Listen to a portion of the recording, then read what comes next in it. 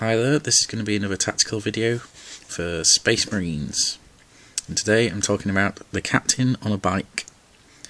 Now, I'm not going to talk about the normal Space Marine captain. Picking a HQ unit is quite complicated when you're building an army. Generally you should make them complement the rest of your army that you're picking, and the Space Marine Codex is particularly good for this, because you have a lot of choice of what you can take. Like, for example, if you're looking for a pure support role, then you want to be looking at Librarian. If you're going for pure close combat, Captain's pretty good. There's the different upgrades you take can affect how you use the unit in question. So today I'm just going to talk about Captain on the Bike. This is the one I usually run, and it's a female Space Marine. It's Heresy, but she's damn good in games. So yeah, let's see then, shall we? So if you want to take a Captain on the Bike, well, first off, as I was saying, HQ is designed to complement the rest of your army. So a Captain on a bike is good because it's fast moving. That's fairly obvious. What this means is you can easily transport the unit in particular right up into the enemy's face, or you can make last ditch attempts, try and get line breaker, or just generally support any unit you need. You can move around the battlefield pretty unhindered. Obviously you ignore difficult terrain on a bike, you just do a dangerous terrain test instead, and that's not too bad really. Okay, let's see. So the captain generally is like a blank canvas, so you're getting an above average Space Marine stat line, and you're paying for 3 wounds. Now that's not too great on its own, but that only costs 100 points, and you're filling your required HQ allotment there, because obviously everyone has to take a HQ. So by making yours into a bike captain, you're getting that fast moving, so you can put them with another fast moving unit such as bikes, obviously. They can complement deep striking units including drop pods, or even if you have a heavily mechanized army like tanks, rhino transports, that sort of thing. If you think you're going to be moved around a lot, or even a gunline army, and you just know that you're going to have something to get into the enemy's back ranks, then Captain on the Bike is always a good choice. So let's think, shall we? Yeah, so what do bikes give you?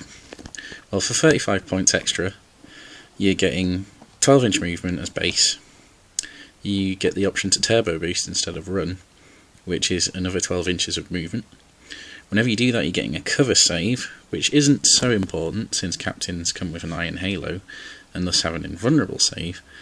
But when you consider that certain things in the game can remove armor and certain things in the game can remove invulnerable saves, then having a cover save just for moving, it's better than nothing. But mainly you're going for that movement. Okay, so as I said, you get to move through difficult terrain without being slowed down. You get the Relentless ability, which is pretty good because it means you can fire any kind of weapon as much as you like before charging, and you can still charge. So even if it was a heavy weapon, which obviously we don't have here, then you could still do it and charge it. So what else? Oh, of course, you get Toughness 5, which is very nice. Makes you more survivable. Stops you being instant killed by Strength 8 Power Fists. Stops you being instant killed by most things in the game. Even a las cannon will struggle now. What else? Oh yeah, and of course, taking the captain on the bike makes biker squads, Space Marine biker squads, troops, which is very useful if you want to field something different, or you just want some extra choices besides the usual scouts and Space Marines. Okay, so there's a lot of different upgrades you can take for your captain on the bike. People tend to get a bit narrow-minded in this regard and just focus on that high weapon skill, but really weapon skill is the worst stat to be high in a game of 40k. It has the least effect overall. So what else do they have that's special? Well, they're strength 4, toughness 4 as normal. Obviously, in this case it's toughness 5, which is a nice little boost. But people look at the captain and think, oh, it's a close combat unit. But it's really not. I mean, yeah, it can be turned into a close combat unit, but it's not by default. It's just something that can manage in close combat. So, with that in mind, I mean, most people tend to take a Storm Shield for the free up invulnerable save, and a Relic Blade, which is basically a power sword with an extra 2 strength. Now, the problem with this is, yeah, it's good. It costs a lot of points, and you're getting a fairly defensible character there who's good at dueling. You're going to be striking at strength 6, ignoring AP free armor. You're going to struggle up against things with a 2-up armor save. You're going to struggle at other things. Obviously, you're going to lose an attack for having 2 close combat weapons because you can't have one with a Storm Shield. You know, it's not bad. I just think for what you're getting, there's other roles. So I'll go over what I like to run with my biker captain, and then I'll explain like how I run the unit, and maybe you'll see what I'm getting at by the end. Okay, so the first thing I do as an upgrade is take Artificer Armour, which is fairly obvious. Most people take this now because obviously it got a lot better in 6th edition. A lot of power weapons will have no effect on it now. Basically it just gives you a 2-up armour save. It's a 15-point upgrade, but considering you have 3 wounds, you're ignoring all those extra horrible weapons that would cut through it normally. You know, and then you add that to the fact that you're toughness 5 and you have a 4-up invulnerable save. Yeah, pretty good upgrade there. Definitely worth taking all the time. You won't regret it. The other upgrade I take is Hellfire Rounds. Now, some people tend to take this. It's pretty good. Basically, what it does is it makes all your bolt gun rounds, as in standard bolters, it makes them wound on a 2+, makes them poisoned. Now, this is pretty good if you're fighting something high toughness. And the fact is, you can use these Hellfire Rounds in the bike's bolters, which are obviously twin linked. So what this means is, at 12-inch range, you get to fire 2 shots, which will hit on 2. You get to re-roll the misses, and then you're wounding on 2 as well. So chances are you're going to cause 2 wounds against something. And if you put these on monstrous creatures and things, then, you know, that's 2 wounds that they could, you know, the chances are they'll lose 1 save there. Just knock off a wound. It's very cheap for 10 points. It's just nice to have. I mean, removing that that unknown quantity of whether or not you'll wound from your bolter shots, it just helps. It's basically like removing an armor save in a way. So anyway, yeah, Hellfire Rounds for bikes, pretty much a good all-round thing to take. Another thing, which you should always just about take, I mean, obviously your mileage may vary, but for this, 5 points, Melter Bombs. I've talked about Melter Bombs before and how good they are. Here it's even better. 5 points on a bike. You're moving 12. You can obviously charge up to another 12, although you'd say 7 as a conservative estimate. So an extra 7 inches there. That's a huge charge range for Melter Bombs. You can charge straight up to tanks. Your weapon skill 6, I believe, or is it weapon skill 5? Weapon skill 6. Okay. You're always hitting rear armor on tanks. At most they'll be weapon skill 1. So the odds are in your favour that you're going to hit it with a Melter Bomb, and then obviously it does a hell of a lot of damage against rear armor. So yeah, brilliant for 5 points on this. And of course you can't be locked in combat with a vehicle unless of course it's a walker. So what you got to lose? You know, you're not going to get bogged down by charging in your sergeant to take out a tank. Yeah, so brilliant. Other things you can consider taking, and I've experimented with them a few times, is combi weapons. I mean, as you can see, she has got a combi flamer, which I made myself. It's a bit rubbish looking, but you know. Combi flamers are useful for taking out mass units of infantry before you charge in. If I'm going to drop anything from fielding this unit, it probably is the combi weapons. often there's too much else going on at the time for me to warrant it. But you know, if you have spare 10 points, you could do a lot worse than spend it on some kind of combo weapon that you need more. I have a lot of melter in my army, and that's why I went for a flamer here, especially since I got the melter bombs. But you know, if I had a lot of flamers in the rest of my army, then obviously I'd go with a melter.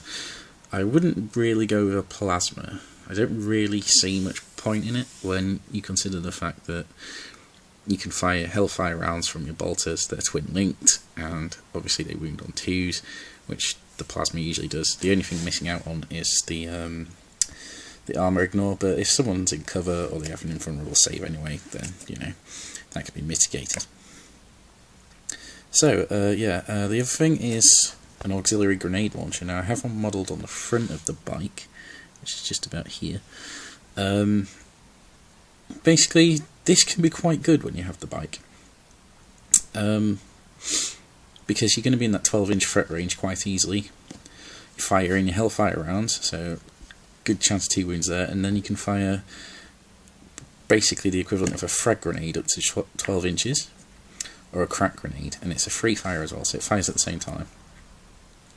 And this could be pretty good if you're just trying to put more wounds on something. Again, a monstrous creature, throw a crack grenade, 2 hellfire rounds at it, and chances are you're going to cause a wound.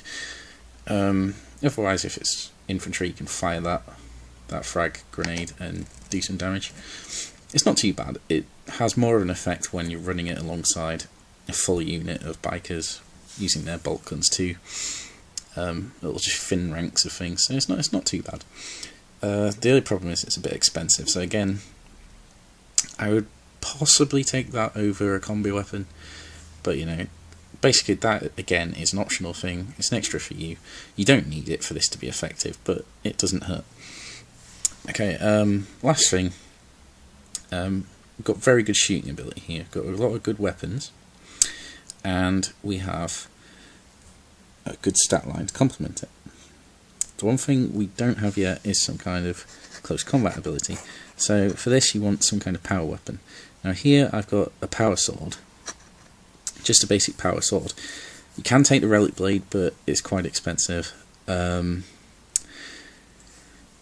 axe, I wouldn't take that, but I'll explain why soon. Basically for me it's between the power sword and the power maul.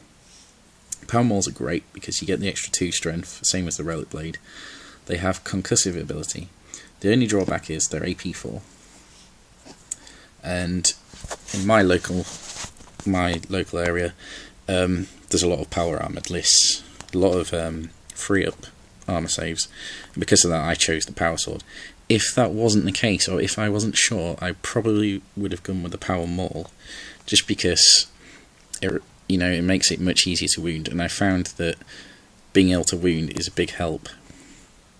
So I went with the power sword in this case, but to complement that, again, as I said, to get those wounds, I mean, with weapon skill 6, you've got a decent chance of hitting. I have a lot of attacks, I'll explain that as well in a minute. But yeah, so I took digital weapons along with the power sword. So combined, that's 25 points, but it lets me re-roll 1 failed to wound roll. So it comes in useful just putting on those extra wounds onto these power armoured miniatures, and then they don't have an armour save. Chances are you wound them, chances are you hit them, so you know you'll gradually carve your way through a unit single-handed, and that's pretty good. Now, as I was saying, being on a bike, you get the Hammer of Wrath attack when you go in. This is at base strength, so obviously base strength is 4 here. It's nice to have, you always get it, so I've killed things with it before, including important things. Then after that, you have initiative 5, okay, which it generally means you're striking first before just about everything else you'll fight, especially if you pick your battles, which is quite easy to do while on the bike. So if you're initiative 5 and you have this power sword, I also get, I think it's 5 attacks on the charge.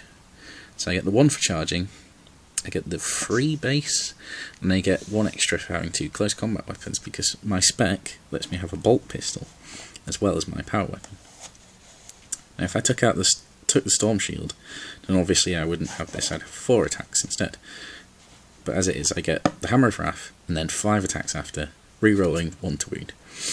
and they all ignore normal armor save, so it's pretty good. I haven't built her to be all dominating in close combat. That's not what she's there for. She's there to harass them, shoot her full relentless bolt all rounds, just chip off some wounds every now and then, get stuck in when she needs to, and she will make her way through a unit.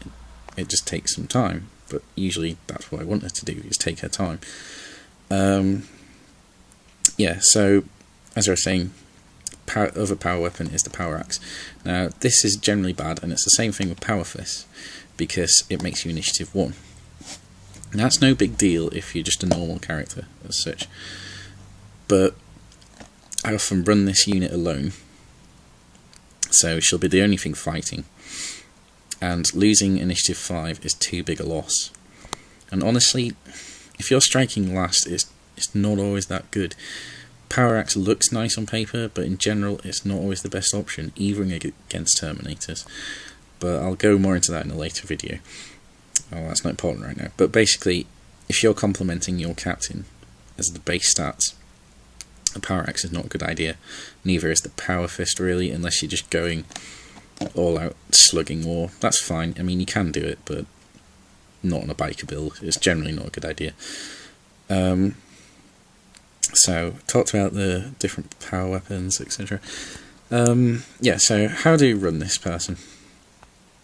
Well, what I do is I'll deploy her on the board, generally in the middle of a huge infantry unit of bikes. So, I've taken them as troops, and I'll put the sergeant in, and he has melter bombs and a combi melter. Okay, bear in mind she's got melter bombs too. I then have, I believe it's 4 more bikes or 5 more bikes. These are just standard with the usual bolters and things. Basically their job is to take out infantry, harass things on the board, and get where they need to be with objectives and things at the late game. Go for line breaker. They can also take out tanks they come across with the combi melter, melter bombs, and of course she's got melter bombs.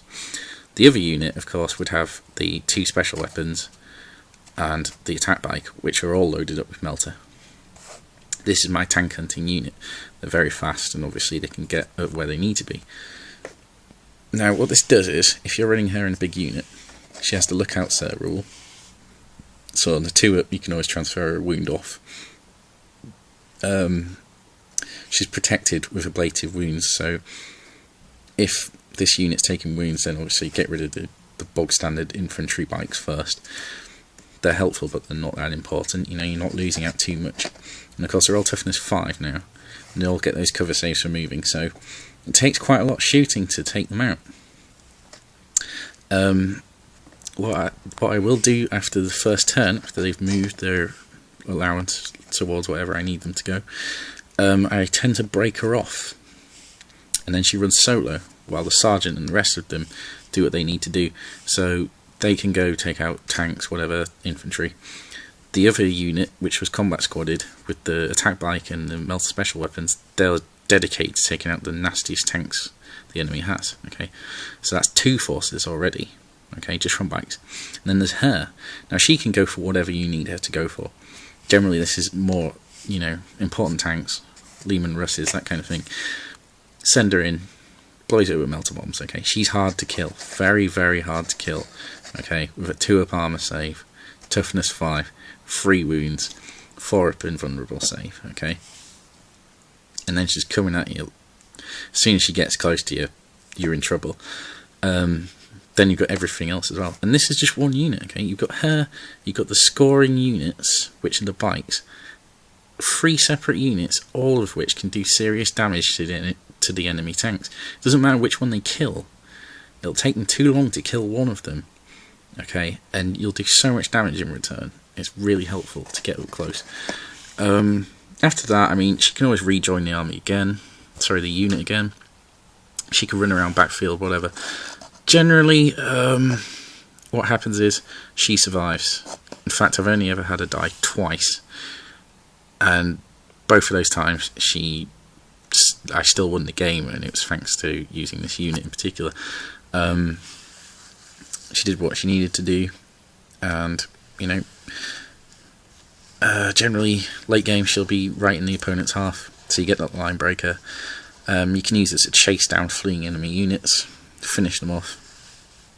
It's pretty damn good, really. But remember that bikes are always designed by default for harassment, and it's the same thing with the captain. The difference with the captain over a normal biker is that you're getting a jack of all trades, so it's kind of like a condensed tactical squad with extreme movement.